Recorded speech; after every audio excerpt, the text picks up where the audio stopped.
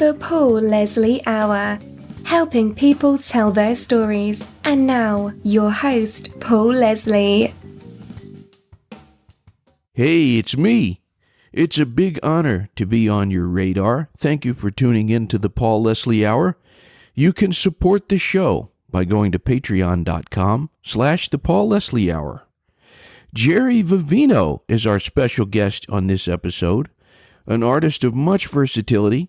He is a saxophonist, woodwind player, sometimes vocalist. He's a composer, live performer, producer, and recording artist. So who is Jerry Vivino? Well, many of you have seen him performing with the Basic Cable Band for the late-night TV talk show host Conan O'Brien's house band.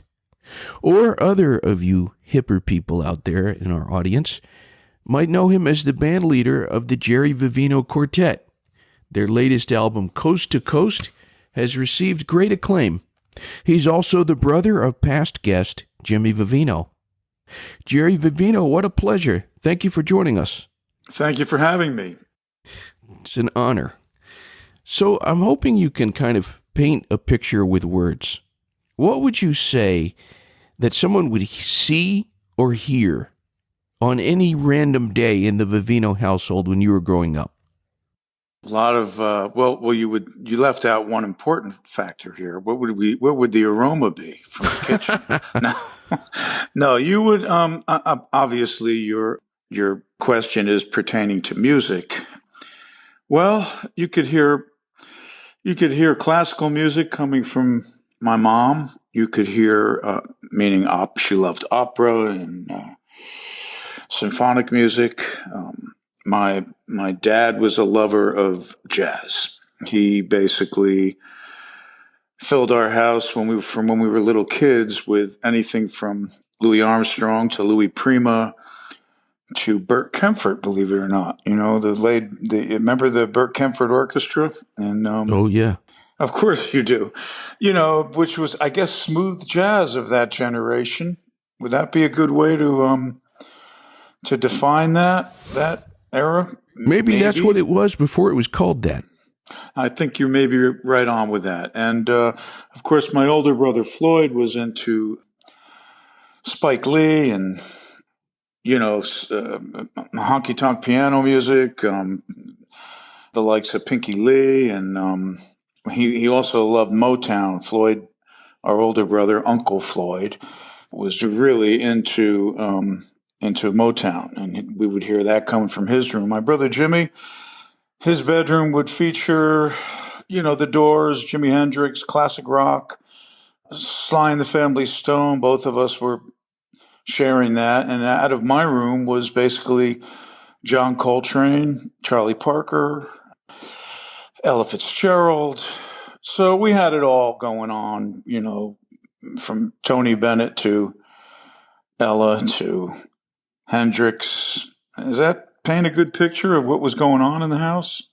It sounds like a cornucopia of stuff, but the best stuff. Well, it was great stuff, yeah. But can I add just one more thing to that? When I was probably 15 or 16, my brother Floyd knew that I was really in love with the saxophone already. And he said, you're always listening to Train. You're always listening to Charlie Parker. He goes, you ever hear this guy? And he played me some cuts of Sam Butera, who was Louis Prima's saxophonist. And Sam Butera and the Witnesses was a band that Louis adopted. And then it became Louis and Keeley and Sam Butera and the Witnesses. And, it's funny how, I embraced it with open arms. And I said, wow, this is different. I really dig it. And then later in life, I really got to appreciate what some of the R&B saxophonists were doing, from Sam Butera to Junior Walker and, flutists like Ian Anderson, as opposed to Hubert Laws and Jean-Pierre Rampal and Galway. I started to appreciate different genres of woodwind playing, and I think it helped me. And then, of course, I got to meet Sam, play with Sam, and I became Sam when I worked with Keeley for 7 years. I was her Sam Butera. But it's just interesting how my older brother, who really was not into jazz. He was into jump blues.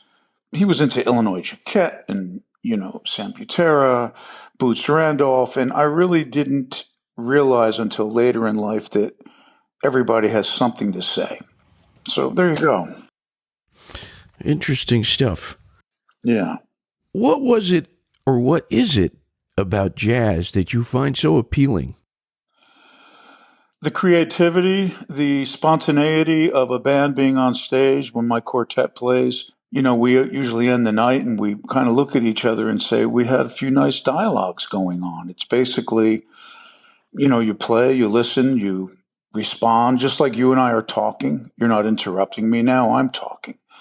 If you're being interrupted, someone's not listening, right? So it's really, I love the conversation of jazz music. And, you can play a tune 5 times on 5 different nights, and it comes out different. It's basically the same song, but in the end, it's point A to point B is always a different route, and I really love that.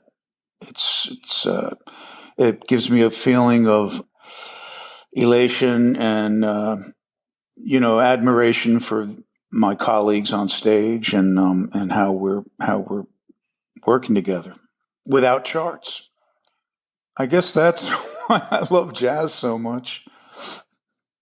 I love what you're saying there. Well, I hope you understand. I hope your listeners understand that. I'm sure they do. Well, you're doing a good job of explaining it to them, but, something that occurred to me, you were saying, I'm not interrupting you. For example, I was listening to what you were saying, and I guess if you're not talking or you're not playing, you're listening. Listening is an art, isn't it? It is an art, and playing is an art too.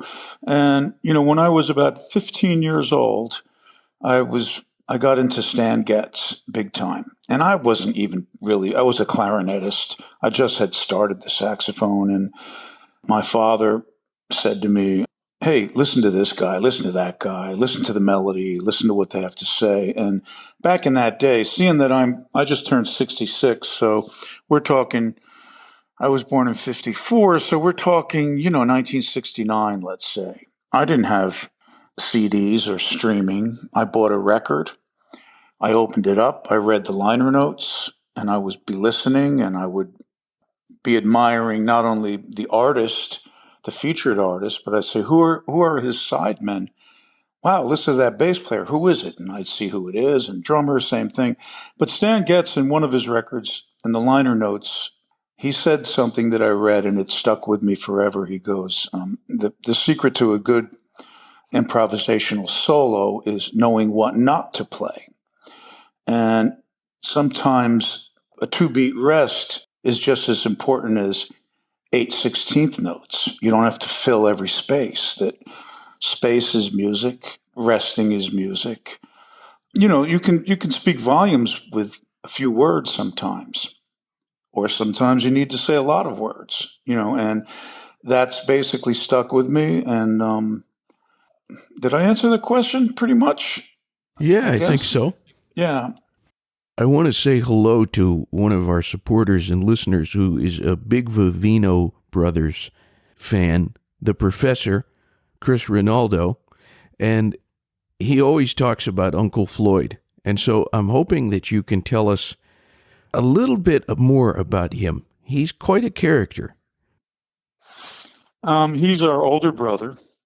When you say he's quite a character, he's quite a lot of characters. He's a comic who, is basically, the Uncle Floyd show originally was a skit show. He had, so many different characters, and his cast members contributed a lot to that as well. And he wrote his own material. We used to do live shows with him. The Uncle Floyd show, we'd work all kinds of clubs all over the country. And it was always quite successful. His following was a little bit, they were really underground believers in not mainstream TV, but they came from Soupy Sales, and people like Soupy would be at my brother's shows, and then he attracted an audience not only of people who like to make believe it was Halloween every day, so to speak. But we did gigs where, David Bowie and John Lennon were in the audience. Paul Simon, Cyndi Lauper, the list goes on. They all went on the Uncle Floyd show too. It was an underground show that he made his bones with it, and he's still going. He's more of an Italian comic today. He's our older brother, so if I'm 66, he's a little closer to 70 than I am. But an amazing talent also, a great piano player in his own right. He plays stride honky-tonk piano. He's been compared to Liberace and Pinky Lee and Floyd Kramer. He's not a jazz musician as we know it, as we define jazz, but he has big ears and loves music. He sings a little bit and does comedy tunes, and he speaks fluent Italian out of all of us. He picked it up from my grandmother. He has Italian-American column in the Italian Tribune newspaper, which is hysterical. And he has a radio show on WFDU, which is drive time, and it's doing fantastic. And he still goes out and does stand-up gigs. He's all over the place, from Italian festivals to, he'll work for the police department. Floyd always says, Elks Hall, Carnegie Hall, what's the difference? I get cash at the Elks Hall, But but yeah, he's an amazing guy. We love him, and still going strong. And he's a amazing chef as well. So, anything that I leave out? You gave a good picture there of this man, Floyd. Well, when we were kids, me, Jimmy, and Floyd, he really wanted us to be. He'd stage shows with us, and Jerry, you're Larry, Jimmy, you're Mo, I'm Curly. We would be the Three Stooges. We could be the Benny Hill Show. Whatever it was, he created these little shows, and we were reluctant, but we would do it, and we actually had a good time performing with him in our backyard, so to speak. And he really wanted us to be. He wished we were a comedy team, the three of us. In fact, we tap danced. He wanted us to tap dance. He said, let's do an act. And we ended up tap dancing at the World's Fair in 1964. Can you believe that? Fascinating. And basically me and Jimmy we went different ways. And it was the route you take, when you have talent, and you realize you want to do something with it. It's really the route you take that will bring you to where you want to be. And Floyd wanted to be a comic, and me and Jimmy wanted to be musicians. Not that I can't be funny or Jimmy can't be funny or Floyd's not a musician, but you get the gist of it. Yeah. So let's talk about this album, Coast to Coast. It's great music. Was there a guiding thought or an inspiration that put this album together? Absolutely. Back to my pop again. My father, if your listeners don't know who Bucky Pizzarelli is, he's still with us. They certainly know John Pizzarelli, his son, who's a marvelous singer, guitar player, performer. He's basically from that Rat Pack school with a guitar, but he's Bucky Pizzarelli grew up with my father. My father, if he were alive today, would be the same age as Bucky. And when I cut this record, Bucky was 91. It came out, he was 92. He's pushing 94 now. But when people ask me how old Bucky is, I always tell them he's 39. That was my orders. He does the Jack Benny on us, But what happened was Martin Pizzarelli, the bass player of the Pizzarelli family, he and I were doing a few projects together. And I was in California, and Martin's in New Jersey. And I had found out that Bucky was not doing so well. He had a couple of mini strokes, and that Martin was taking a hiatus from the John Pizzarelli trio, and he was going to, hang with mom and dad and take care of business and help them out, which he was doing. So I called the house, the Pizzarelli house in New Jersey, and I said, hey, it's been a few weeks since I heard your pop was in the hospital. How's he doing? And Bucky grew up with my father. So I've known Bucky since I was 10 years old. And Martin said, Jerry, he's right here. He wants to talk to you. So we started chatting, and he goes, when are we going to play together? And I said, you ready? Are you up for that? He goes, yeah, what do you want to do? I said, well, I'd love to record a few tracks with you. And he goes, tell me when and where, and let's do it. And this may be the last recording, the tracks that he played on Coast to Coast. I'm pretty sure it's his last recording. And, he's just not playing anymore now. His fingers are, arthritic a little bit, and he has some issues. Plays at home, and I go and visit him. He's sharp as a tack, but he's up there now, And so I just said, let me do this. I went in the studio with Bucky, and I brought Martin in, and I brought a pianist named Ken Levinsky, who was one of the original pianists with John Pizzarelli, and he knows the Pizzarelli family very well. And I brought in a great drummer named Carl Latham, who's my drummer on the East Coast pretty much. When I say pretty much, I do hire different people if Carl's not available, but he's my first call. Let's put it to you that way.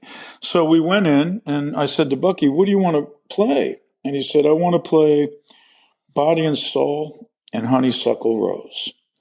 And I said, only if you do one more tune. I have a tune that I wrote years ago, and I think it'd be perfect for this, for you. And now I have a title for it, and we're going to call it Patterson. And that's where Bucky and my father grew up. So we went in the studio, cut the tracks. We had lunch. I listened back on my way back to California, and I said, wow, I really like what we did. I'm going to continue this project. But I wasn't going to be back east for another couple months. So I cut more tracks in California with West Coast musicians. Then I went back to New York and cut a few more tracks, not with Bucky anymore, with a couple other guys. And I decided I finished my West Coast tracks, and I needed a few more tracks.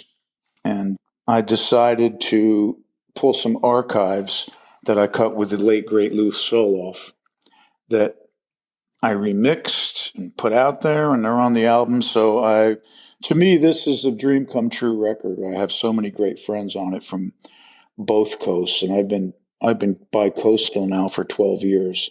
So I've met so many great musicians and played with on the West Coast.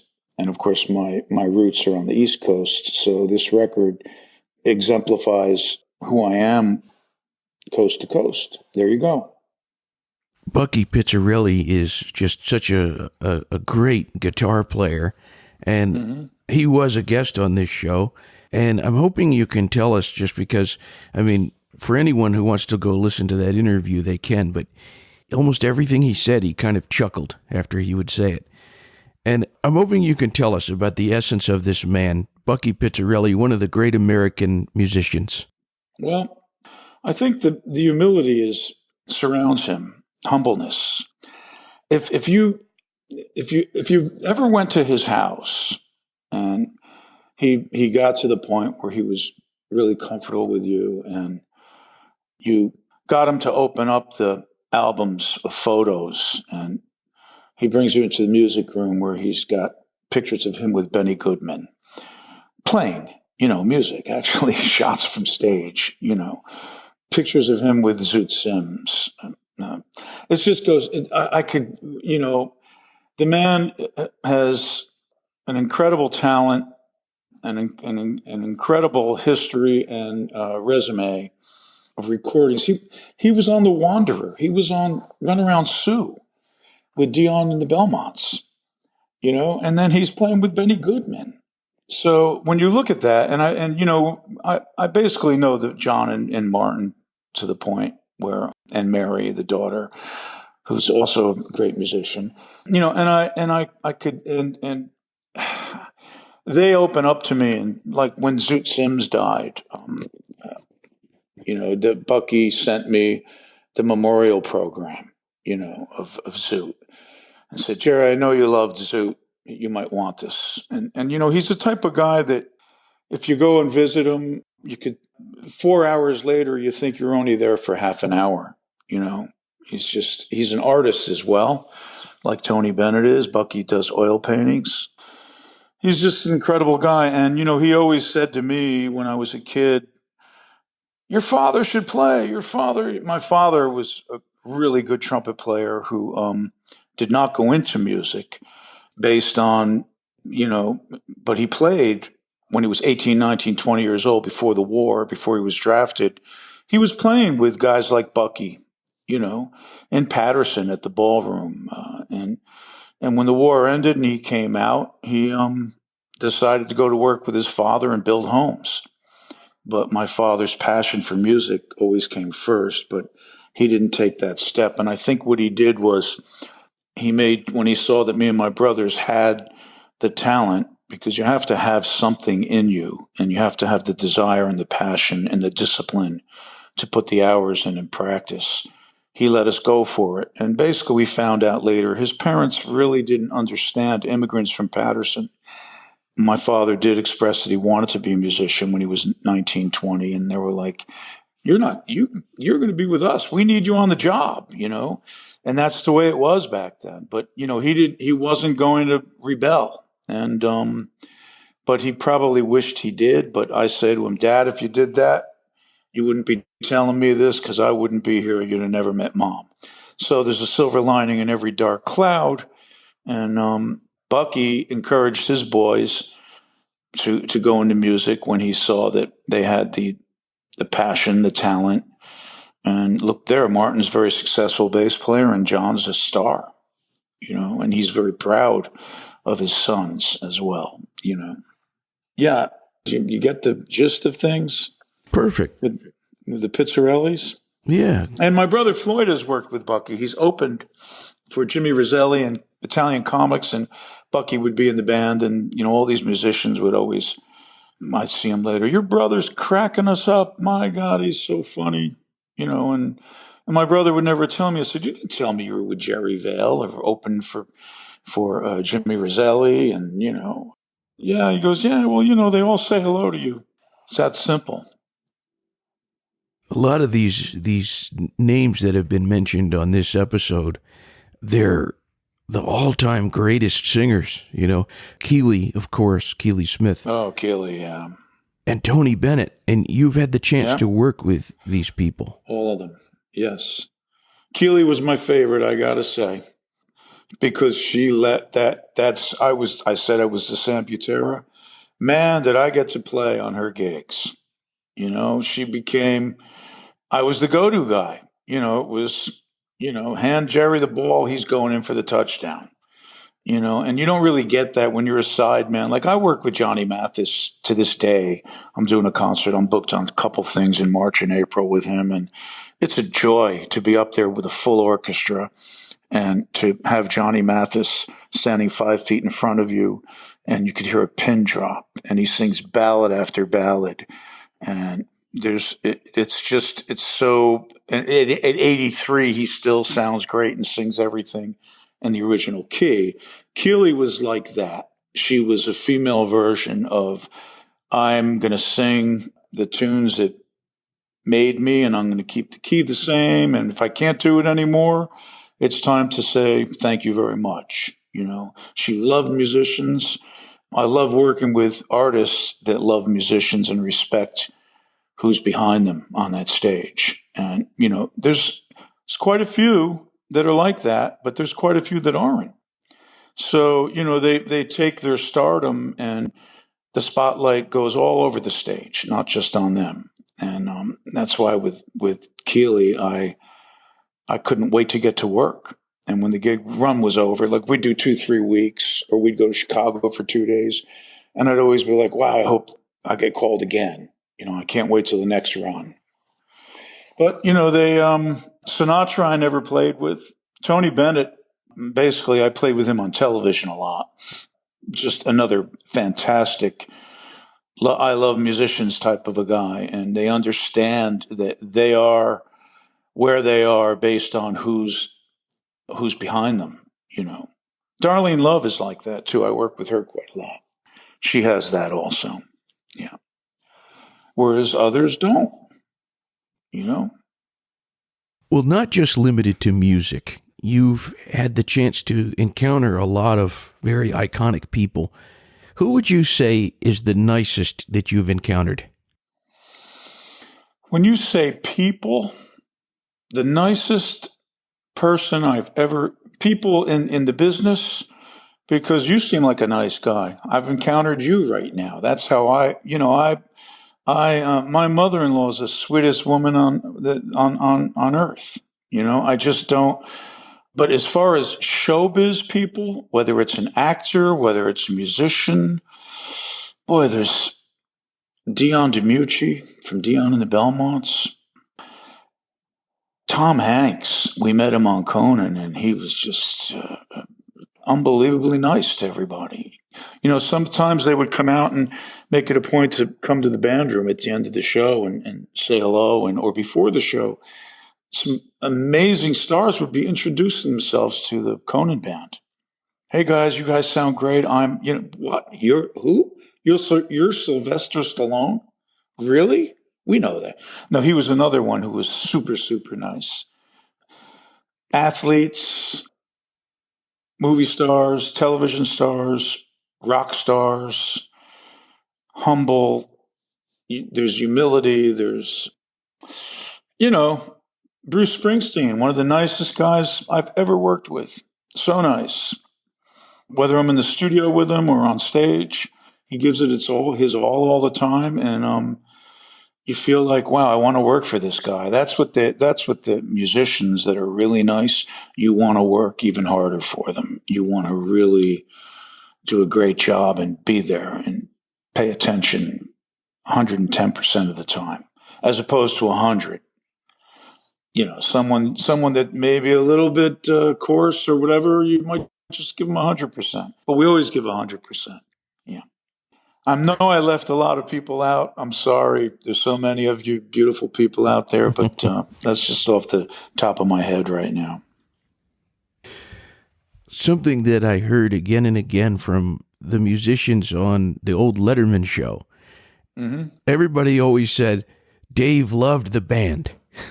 And so I'm curious because so many of the listeners recognize you and they recognize Jimmy from Conan O'Brien. Conan. How did Conan view the musicians in the band? What did he think of the band? Conan deep down wants to be a musician. He loves music. He loves each and every one of us. But Conan, even though the show has changed, it was heartbreaking to him. We know, and the listeners know, that even though I'm still on the Conan show, Jimmy in a much larger capacity than the rest of us, we're booked on a few things with Conan. He invites us to every little party they have at the show. He hugs us. He's got us back. We're doing Comic-Con again. We'll go out and do one-nighters with him. He's talking about running out with the band again and doing a few nights with him playing guitar and singing, which we did a tour with him. We watched him grow as a musician from the very first show. He would just sit there and watch us warm up and talk to us and tell us he's learning the guitar. And Jimmy got him a teacher to help him, and he started playing along with us.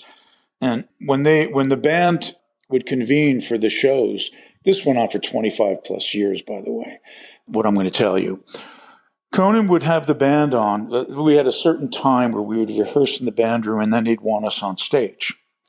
And we would be on the floor. Let's say if the show was going to be taping it from 5 to 6, we'd be on the floor at 1:30, and they'd be running comedy bits. And the writers might say, we want music here, we want this, we want that. And then there would be a guitar set up in front of the bandstand. A tech person would have it on a stand and a microphone.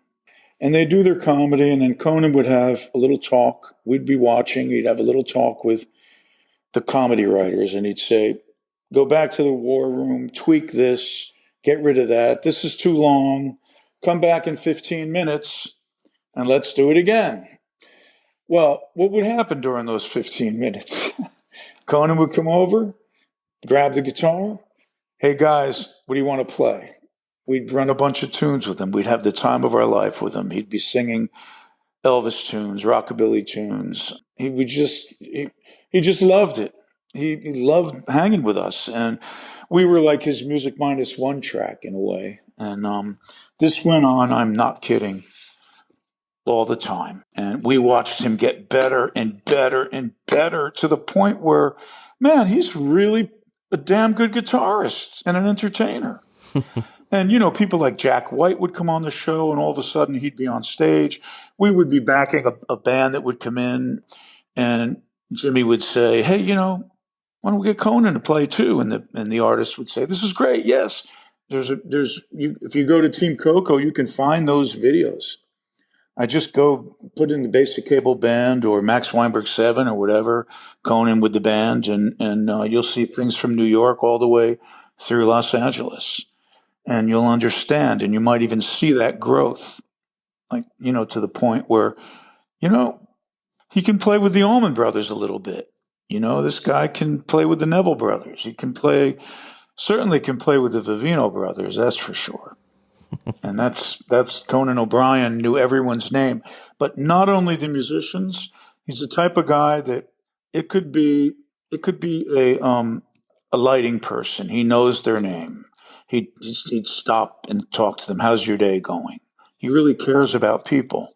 Someone that would be sweeping up the studio, same thing. It could be a maintenance guy, and he knows who they are and how's your family? How's that grandkid? How's your wife feeling? He just had a way of really making everyone feel like a family on that show. And I miss it. I really do. I miss the change is good because now I'm doing other things, but I miss the camaraderie of the routine. It's like when an athlete retires, they can't play the game anymore. It's time to go. And what do they miss most? They don't miss hitting the home run. They miss the people that they're with. That's my feeling anyway, although they still want to hit the home run, I'm sure, Yeah. That is so cool. Yeah, he's amazing. Amazing guy, really is. So when I mentioned Conan O'Brien, mm-hmm. What song comes to your mind? With Conan O'Brien? Yeah. Any Elvis tune. Any Buddy Holly tune. That's his love, it's just like, he loves that 50s, 60s music, But, what is the Jack White tune? Seventh Nation Army, something like that. The one I'm talking about? Yeah. They play. I may have the title wrong. Forgive me, everyone. But all your young folks listening, he likes that. He loves music. I'm telling you, he really does. He loves the Beatles. And, we'd catch him, with guitar on his lap, playing Here, There, and Everywhere, to himself alone, and just great, really a great music lover. He tap danced too. He told me they found out that me and Jimmy were tap dancing at the World's Fair, and they ran that clip while we're in New York. And then he said, I tap dance too. No shame in that. No. No. Can you tell us about maybe a musician or a singer or something that was a guest on Conan that really surprised you? Surprised me in a way like, wow, this person's great, or who is this? It surprised me in what way? How would you say? Well, sometimes, just as... It blew me away, or it just... Yeah, well, someone, like Tony Bennett surprised me when he turned 90 and was still singing his ass off, Yeah. Can I say that? Oh, yeah. Okay.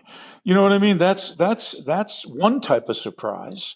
Another is, like I said before, a person like Johnny Mathis at 83 still hitting all the same notes that he hit when he was 23, But I think surprise is I expect people that come on television shows that I know who they are, I expect stellar performances, you know. I always liked Rickie Lee Jones, and she came on the show, and I was like, this is cool, man, because I had her records when I was young. I liked, Walter Becker produced a lot of her records early on, and, Chuck is in Love and all, Chuck Gee's in Love and, Flying Cowboys, those records. I got into her because, we listened to the radio so much, FM radio growing up, and I listened to all different stations, not just jazz. Believe me, I wear many hats, and as much as my passion is jazz, but my love is music, period. So, I basically I said, wow, this is great. There's saxophone solos on whoever that when she broke. And it was Bob Shepard and Michael Brecker, just like with James Taylor and Michael Franks. David Sanborn and Michael Brecker were all over those records. I was 22, 23 years old, and I'd hear a new artist, and I'd say, I'd be listening to the tune, say, this is great. And then this amazing saxophone pop solo would come on, and I'd go get the record just to see who it was. And again, I'm back to my vinyl and my liner notes, But surprising, it's such a tough one. I can't honestly answer that because no one failed. Everyone that came on, I was not surprised. I was pretty much, this is who it is. And they still got it, Wish I could answer you better than that. Well, I'll just tell you as a personal confession, one time I had judged this young pop singer, and I thought, oh, she's just a, she's a pop singer. I'm not going to like this. And boy, I just really, I felt so ashamed because she was so good, Okay, now the question, I can answer your question. And thank you, but go ahead, finish your thought. Oh, well, I thought I could have taken the chicken way out and not tell her, but I told her, and it really made her day. I said, wow, this was so good. And I have to say, I wasn't thinking, I totally misjudged you. And she said she appreciated that, that I was honest. Well, I didn't misjudge. When I heard the person I'm going to mention to you, I wasn't expecting this because their father was so different. And when I tell you who the artist is, that we could say surprised me. But I will say this, they floored me. You'll know who his father is when I say who he is. A.J. Croce. He came on Conan, and we were like, oh, Jim Croce's son. Oh, what's this going to be?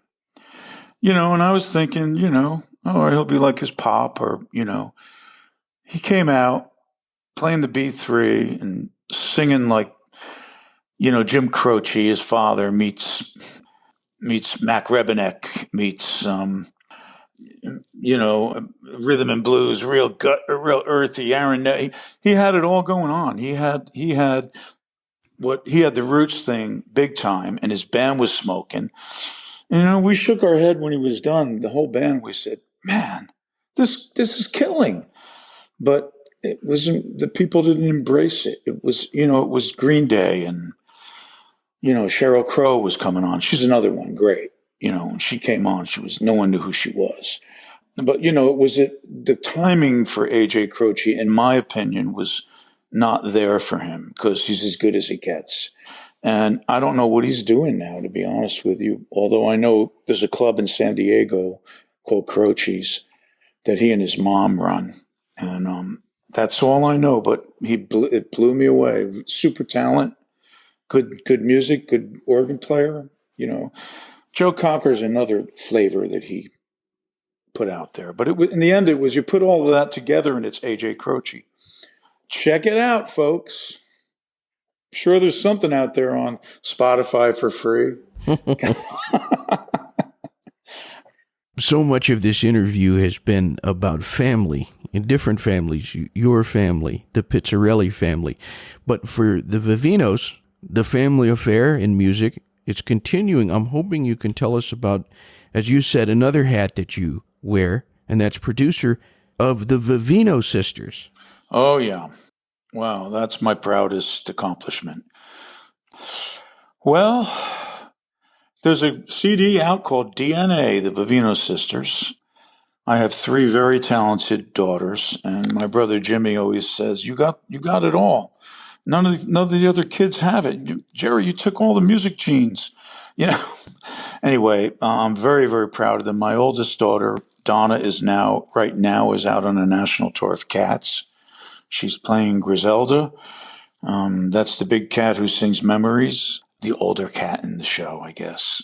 If you're not a fan of a musical, you're not a fan, but there's a lot of talent in cabaret and Broadway, big time talent. Anyone, like I wear different hats. I respect everything.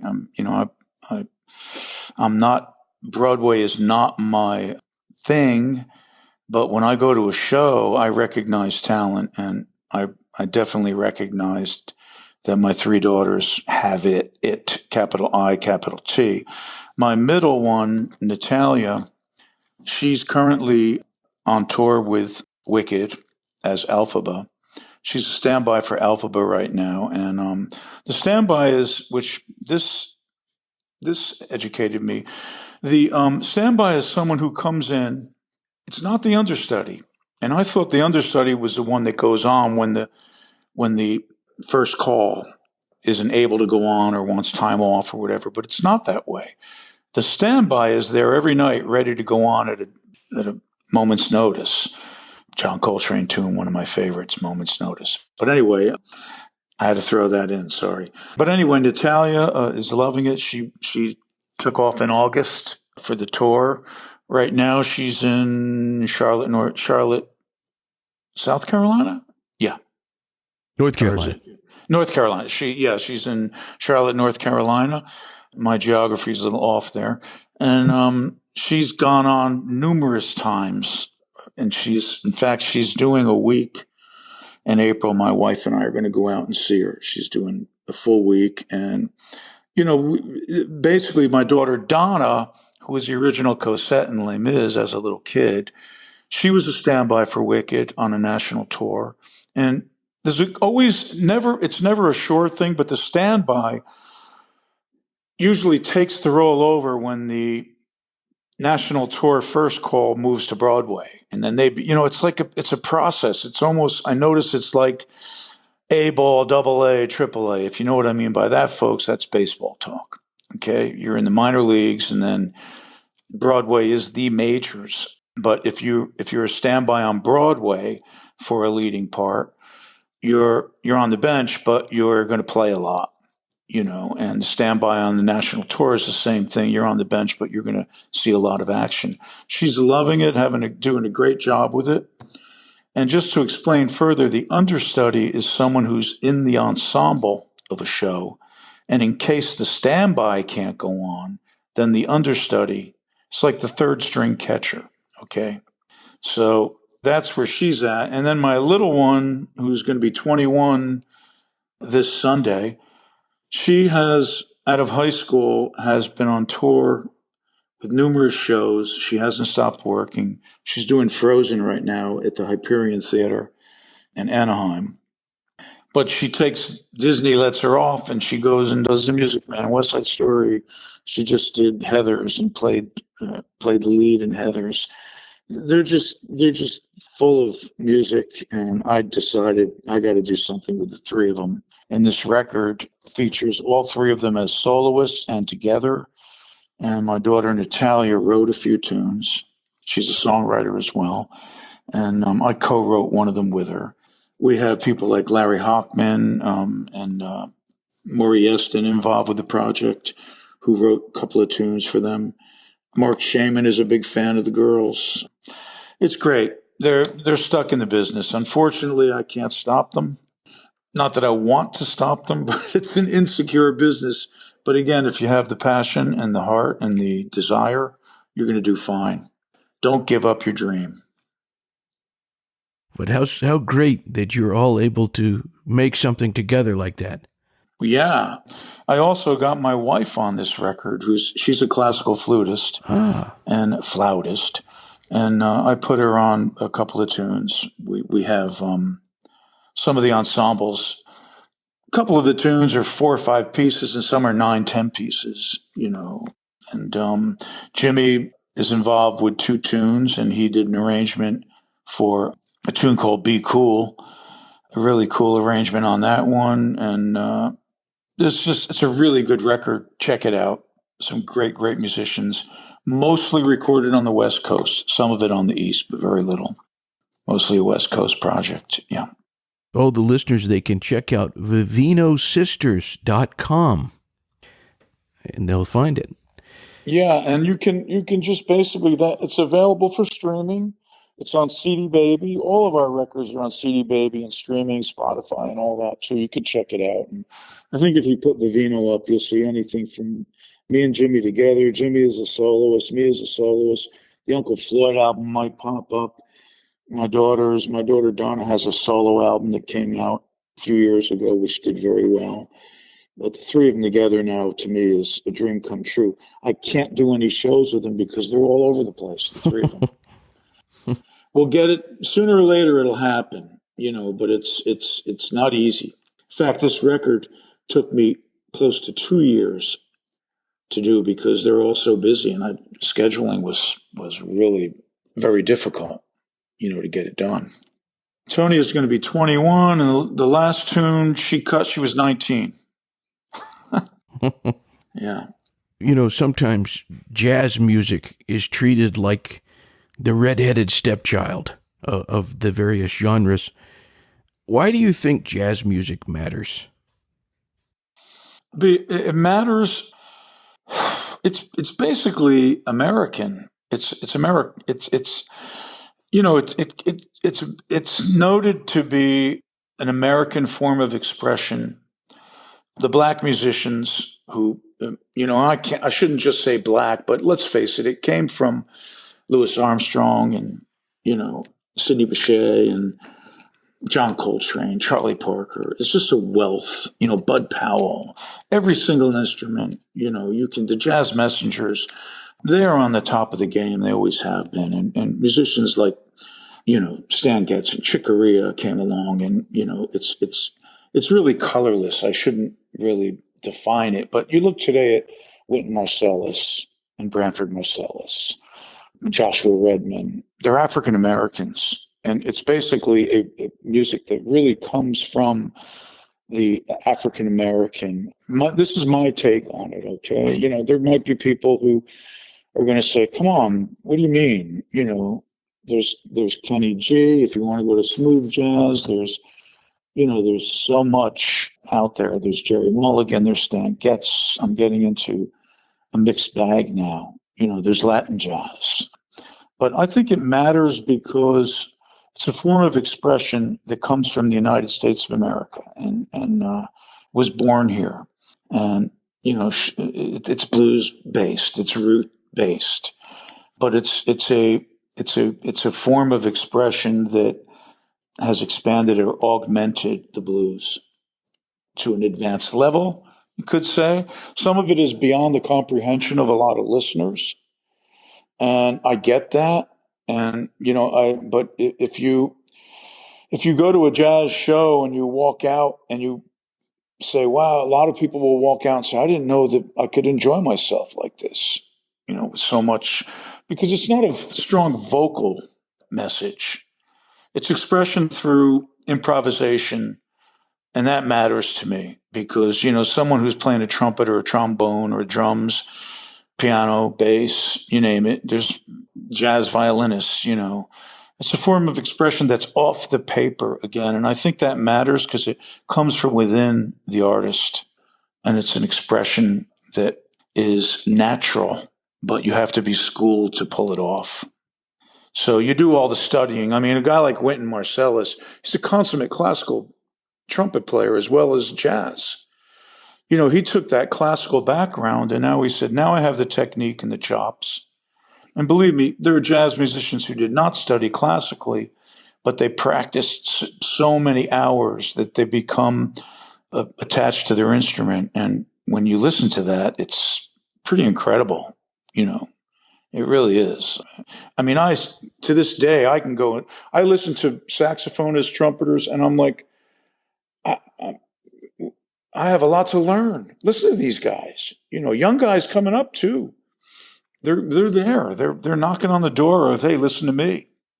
And I love it. I'm so happy because I do some clinics now and then, and I see college kids and high school kids that I can tell really have what it takes to be a great musician. And the problem is today that there's not as many places for them to play, and their proving ground it's very, very small compared to when I was young, and I wish there was more opportunity for young musicians to play. Anyway, that's my take on jazz. I have two final questions. One is seemingly simple, but I think it reveals a lot about a person. I have to say, I've been wondering about this since you were talking about, hey, you didn't ask me what you smelled around the Vivino house. What is your all-time favorite meal? My all-time favorite meal. I'm a foodaholic. I'm a foodie guy. I love everything, but I would say my look at me. I can't really answer that too well. I love everything. Well, Italian food is number one, but I'll tell you, Thai food is becoming a thing for me now. I would say my mother's spaghetti and meatballs. How about that? I don't know what else to say. Yeah, I love Thai food, and yeah, you too? Oh, yeah. I told you before, I've been a little sick this week. Yeah. My wife and I, we just scarfed down some curry. Okay. Oh, it was just the trick. Yeah. Well, we have a mom and pop a Thai place that my wife and I go to, and there's two people in the kitchen, a husband and wife, and they're from Thailand, and it's great. I just, if you get the right place, it's very, very good. Yeah. It's taken Chinese up. It's on the back burner for me, Chinese food. I'd rather have Thai. I applaud your honesty. Yeah. My last question, I always like to give the guest the canvas. Like you can go anywhere you want. Totally open-ended. What would you say to our listeners? What would I say to my listeners? My listeners that listen to my music? Well, the listeners of this episode. The listeners of this episode? Huh? I can say anything I want to them? Yeah, so by that, they are your listeners. Well, I would say this. Without you, I'd be nothing. And I love the fact that your ears are open, that you're embracing not only what I have to say, but what I'm sure if you're listening to me, you're listening to many, many other artists. Whatever the music may be, whether it's heavy metal or whether it's chamber music, I appreciate the fact that you're there. We need you to continue to listen. And some of you may not be musicians. You could just be music lovers. And I love that even more because, again, stadiums for concerts are filled up by people that love music. CDs and streaming, whatever it may be, depend on the listener actually saying, what is this? Let me check this out. And if you like it, maybe you tell someone else, hey, I found Jerry Vivino's CD called Coast to Coast or the Vivino Sisters DNA. You got to check it out. That's where I respect the value of who my audience is. And I embrace it with open arms and love and many thanks. That's about it, Without you, what's the point? We need people to listen to what we have to say. But as far as this show, I hope I didn't talk too much in circles and confuse anyone. But I'm having a ball. And Paul, I appreciate you having me on. I really do. Oh, it's a big honor. Yeah. And all the listeners out there, they can check out jerryvivino.com, Vivino. And Jerry, thank you so much. It's been great to talk to you. Paul, thank you. All the best to you. And feel better, okay? Thank you, man. I appreciate it. I'm going to go tomorrow. I'm getting Thai food. Do it. Okay. All right. Till next time. Thank you. Bye-bye. Bye. The boop, bop, deep bop, a doodly, keep bop, doodly, shop bop, a ding a daka. Ooh, no, I just get up, like a ponton, cook it to be, a zilla baka, some fucking donk, ponch, goodle, gone, the goodle, ba, boodle, bo. Goodbye.